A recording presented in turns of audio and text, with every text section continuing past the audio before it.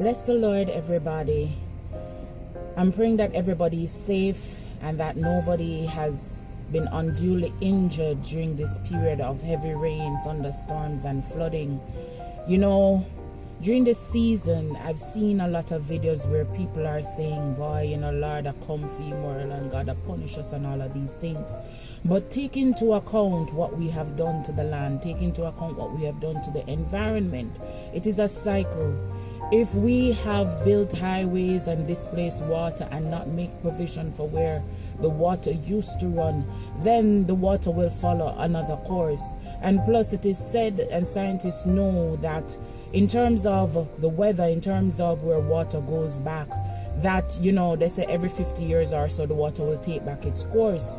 And due to certain environmental factors, we're getting heavier rains, more water, you know, than we used to. Other places are getting more drought and so forth.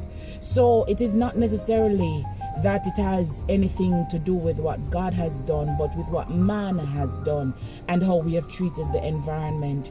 We have to do better. We have to be better.